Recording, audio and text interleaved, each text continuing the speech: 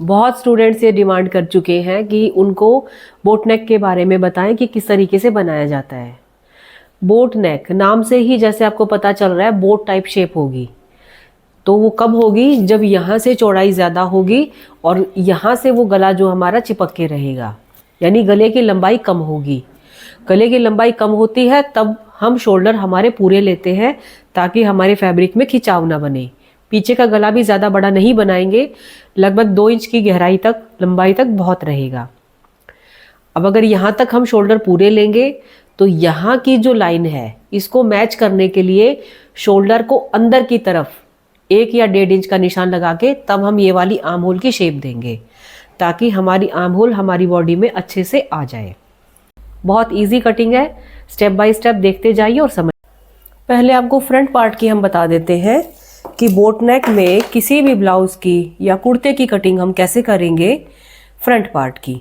ठीक है, दोनों अलग अलग होंगे। तो पहले फ्रंट पार्ट की करेंगे। पहले तो बोट नेक को आपको समझना है कि बोट नेक की शेप क्या होती है। ये इस तरह से शेप जाती है आपके गले की। तो यहाँ से चौड़ाई आपको दिख रही है कि जो हमारी गर्दन होती है कुछ इस तरह से जाएगी गर्दन हमारी, तो गर्दन से यहाँ की जो चौड़ाई है वो ज़्यादा है। बोट नेक के लिए सबसे पहले आपको नापने शोल्डर। तो शोल्डर का जो हमारा साइज़ है 15 इंच के शोल्डर है, तो कितना हो गया हाफ 7.5। 15 का आधा 7.5 होता है, क्योंकि जब भी हम फैब्रिक रखते हैं डबल करके रखते हैं फ्रंट का और ऐसे ही डबल करके बैक का। तो 7.5 के शोल्डर हमारे रेडी होने चाहिए। यहाँ तक आपको क्लियर हो गया होगा। यहाँ रेडी चाहिए। रेडी कब होंगे? जब आधा इंच हमारा सिलाई में भी जाएगा। तो इसका मतलब हम शोल्डर लेंगे टोटली 8 इंच के। ये क्लियर हो गया आपको? मैं हमेशा एक बात बोलती हूँ कि 8 इंच के अगर शोल्डर ले रहे हो तो आर्म होल की लंबाई 1 इंच ज़्यादा ले लीजिए। बट हर सिचुएशन में ठीक नहीं होगी, क्योंकि 1 इंच ज़्यादा लेने से बहुत ज़्यादा हो जाएगी। तो इसलिए 8 इंच के आपने यहाँ से लिए हैं, तो यहाँ से भी आप 8 इंच के ले सकते हो, शरीर भारी है तो। क्योंकि इनका जो शरीर है वो 36 इंच का है, जो कि एक मीडियम साइज़ में आता है, पतला साइज़ भी नहीं है। अगर साइज़ कम हो 32 इंच तक है तो आप 7 इंच के शोल्डर लेने से भी आपका चलेगा, क्योंकि आर्म होल में ज़्यादा मास नहीं होता है। बट अभी 36 के हिसाब से आपने 8 इंच ले लिया। अब इसको डाउन शोल्डर भी हम करते हैं 1.25 इंच पे 1.25 इतने इंच पे इसका डाउन शोल्डर हो जाएगा यहाँ पे।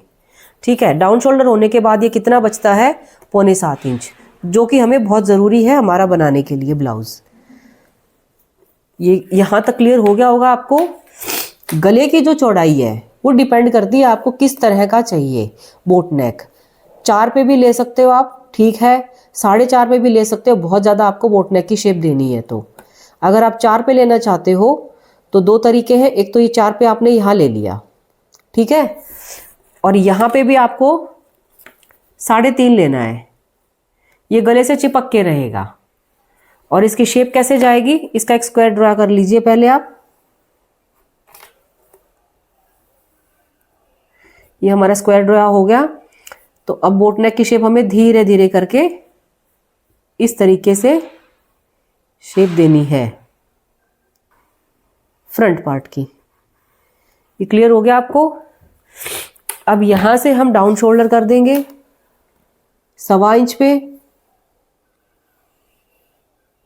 ये डाउन शोल्डर हो गए।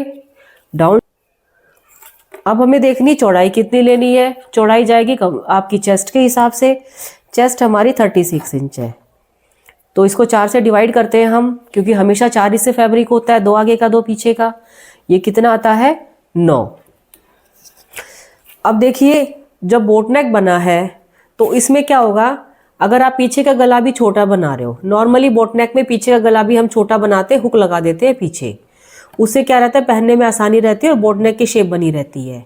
बहुत बड़ा गला आप पीछे का कर दोगे तो शेप बोट नेक की सामने वाली में फ़र्क आ जाएगा।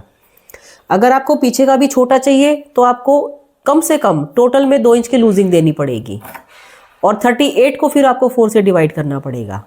और अगर पीछे का गला बड़ा बना रहे हो तो फिर करने की ज़रूरत नहीं है, फिर आप इसको सीधा 9 लोगे।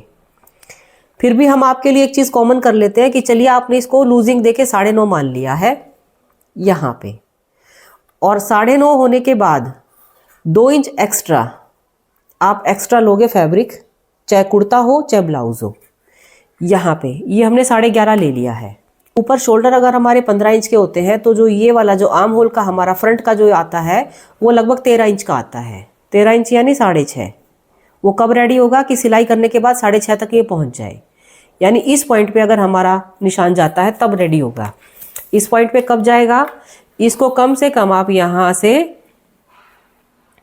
1 या 1.5 इंच आगे ले लीजिए फ्रंट पार्ट के लिए, तभी ये जा पाएगा। अब ये इस तरह से आप लाइन लगाओगे, ये लाइन लगा दी। अब आपको देखनी है, अब देखिए लगभग इसके बराबर पहुंच गया है।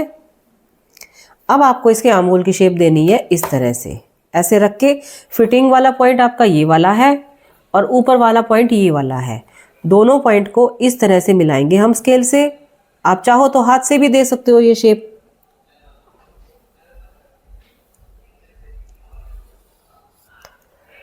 इस तरह से ये क्लियर हो गया आपको, ये हमारा फिटिंग वाला है।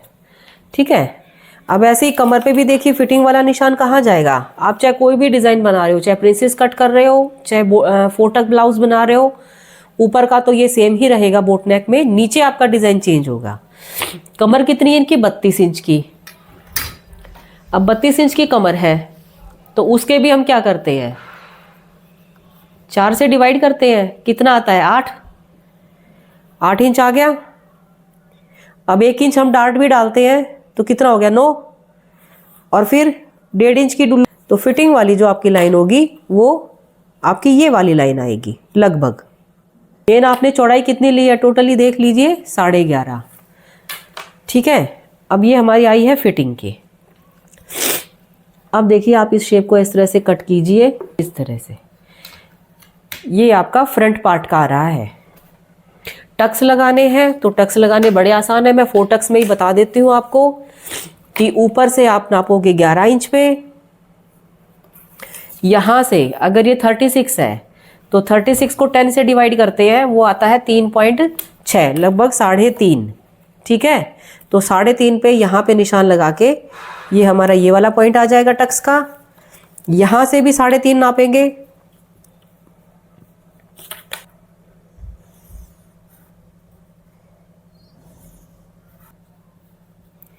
ठीक है, अब साइड वाली टक्स मैंने बताया है, टक्स आपको डालनी होती है तो क्या करना होता है कि यहाँ पे आप एक अपना इमेजिन कर लीजिए एक सर्कल।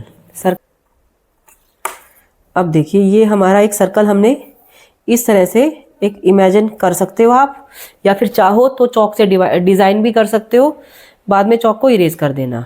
अब इस सर्कल के हिसाब से आपको अपनी डार्ट डालनी है ताकि यहाँ पे एक आपका स्पेस क्रिएट रहे। ये वाली डार्ट कहाँ से, इस पॉइंट का ये सेंटर पॉइंट पकड़ लीजिए और इसको डाल दीजिए इधर से ऐसे। एक डार्ट आपकी यहाँ से चली जाएगी इधर आधे से नीचे, और एक डार्ट आपकी यहाँ जाएगी ऐसे। उसके बाद आप अपने सर्कल को छोड़ सकते हो। ठीक है, तो ये हमारी फ्रंट पार्ट की है। अब आपको दिखाएंगे कि बैक पार्ट की हम कैसे कर सकते हैं। बैक पार्ट में जब मैंने आपको बताया कि गले में सबसे पहले तो जैसे अगर पीछे का गला छोटा बनाओगे आप तो 1/2 इंच का मार्जिन तो आप पहले ही निकाल लीजिए गले के लिए, हुक वाली पट्टी के लिए।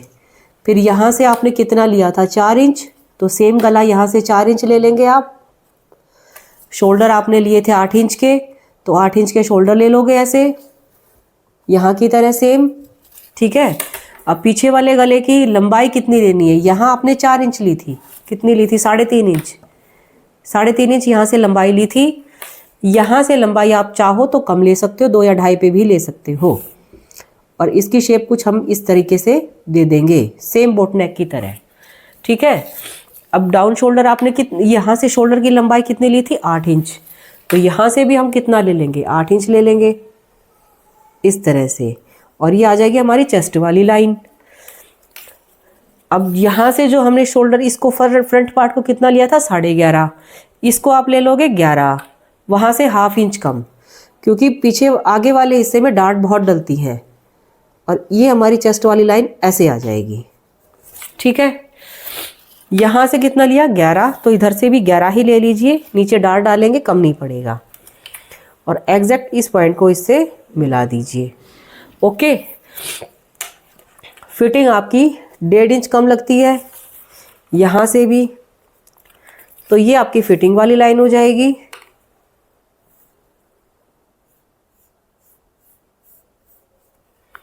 ये हो गई है।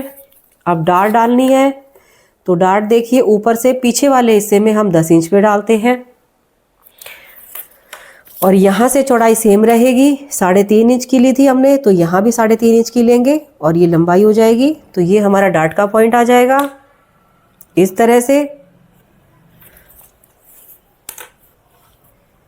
और डार्ट हमारी जाएगी ऐसे, दोनों साइड से 1/2 इंच एक्स्ट्रा। तो पीछे वाले आर्म होल की शेप कैसे देनी है, जब शोल्डर आपने पूरे पूरे ले रखे हैं तो इसको इस तरह से मिला के, बहुत कम ये हमारी आई है इस तरह से 1.25 इंच पे, ये हम डाउन शोल्डर कर देंगे इस तरह से, क्योंकि बोट नेक है। अब देखिए किसी का अगर शरीर कम है, कम मतलब 32 इंच की है, 30 इंच की चेस्ट है, तो आर्म होल आप 7.5 ले सकते हो। ये यहाँ पे भी अगर आपका सिलाई का निशान आता है, यहाँ पे अगर ये चीज़ आती है तो कोई दिक्कत नहीं है, क्योंकि उनका शरीर जो है पतला है, उनका एडजस्ट हो जाएगा। 35-36 से ज़्यादा आ जाता है तो इतना आर्म होल तो चाहिए बॉडी के लिए, क्योंकि अगर ये आर्म होल पूरा नहीं होगा तो फिर बॉडी में खिंचाव रहेगा आपके ब्लाउज में। ये क्लियर हो गया है।